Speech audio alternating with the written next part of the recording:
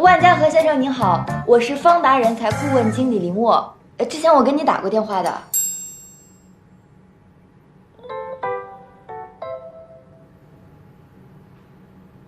不好意思啊，实在是您不给我说话的机会，所以我才用了这种方式。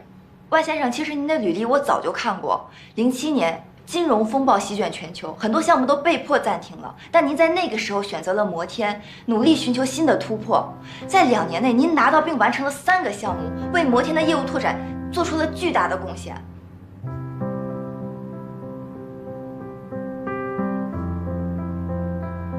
但是金石不一样，你看。金石虽然它的背景和资历没有摩天来的雄厚，可是它新颖敏锐，跟国际的连接也更加的紧密。我已经跟金石那边接触过了，对方对您特别的认可，我可以为您争取到投资部总监的位置，2年内根据您完成业绩的程度晋升为总经理。即便不提薪资和待遇，我相信您在金石也会获得更多的权限和空间，做出更多你想要做的事情。万总，您真的不妨考虑看看。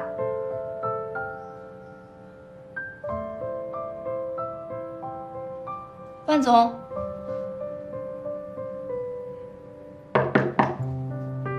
万总，您在里面吗？我说的话您听到了吗？不会出什么事儿了吧？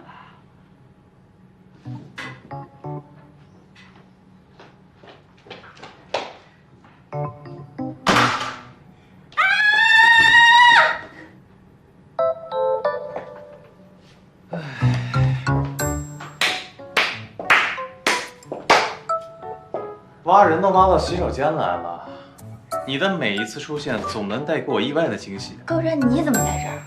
万总临时把我带过来的，怎么？你还查我行程？再见。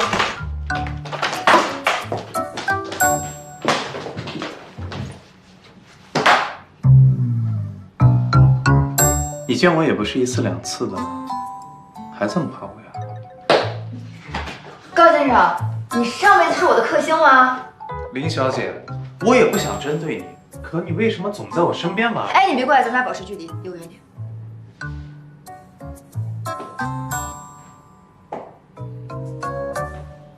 你真觉得金石对万总来说是个更好的选择啊？我为什么要跟你废话？他不会去的。做完乐天这个案子呢，他就能晋升董事，你放心吧。你又不是万总，你凭什么替他做决定啊？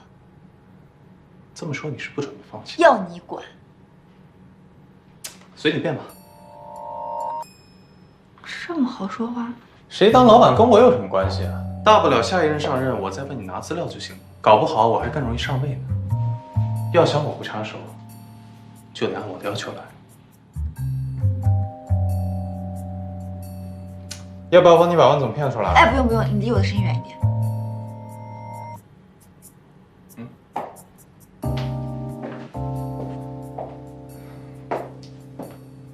我手机忘隔间里了，帮我拿一下。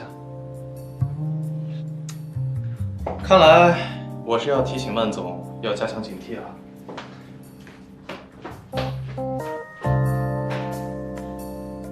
麻烦了，还要找手机。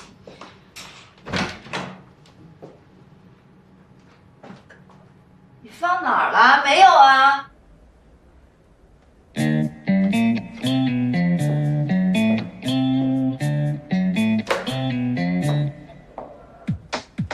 喂，前台吗？有一个女流氓啊，她穿着服务员的衣服混进了男厕所。